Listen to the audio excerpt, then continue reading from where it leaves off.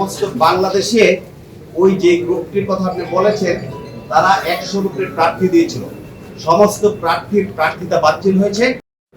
আমরা সরকারের প্রতি আহ্বান জানাবো, এই মব তন্ত্রকে বন্ধ করতে হবে, অবাধ, সুষ্ঠু এবং নিরপেক্ষ নির্বাচন নিশ্চিত করতে হবে।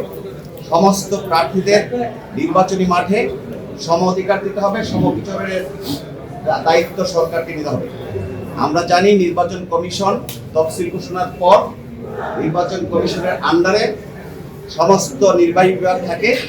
সেই হিসাবে নির্বাহী বিভাগের আইন শৃঙ্খলা রক্ষার দায়িত্বে যারা আছে তারা যেন যথাযথভাবে দায়িত্ব পালন করে, সেই জন্য আমরা জাতীয় পার্টির পক্ষ থেকে নির্বাচন কমিশনের প্রতিও দাবি জানাবো। জাতীয় পার্টির একটা নিবন্ধন আছে, নিবন্ধন নাম্বার হলো 12, তার একটা প্রতীক আছে প্রতীকুল লাঙ্গল। এই নিবন্ধন গোলাম মোহাম্মদ কাদেরের নামে আছেন, প্রতীকও গোলাম মোহাম্মদ কাদেরের নামে আছে। আপনারা জানবেন যে সমস্ত বাংলাদেশে ওই যে গ্রুপটির কথা আপনি বলেছেন তারা 100 উপরে প্রার্থী দিয়েছিল। সমস্ত প্রার্থিতা বাতিল হয়েছে শুধুমাত্র দলীয় মনোনয়নে সিগনেটরি কর্তৃপক্ষ সঠিক না থাকার কারণে।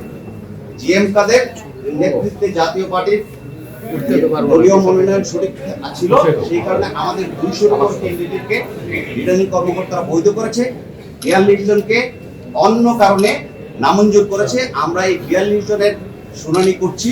ইতিমধ্যে 34 জনের শুনানি সম্পন্ন হয়েছে।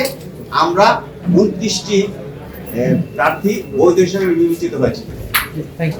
ইউএফটি ফার্স্টের সাথে ট্রেড করুন যে কোনো জায়গা থেকে, ক্যাম্পাসে ক্লাসের ফাঁকে, ঢাকার জ্যামে বসে কিংবা ঘরে বসে। ট্রেডিং এখন হাতের মুঠোয়, তাই ট্রেড করুন যখন খুশি, যেখানে খুশি।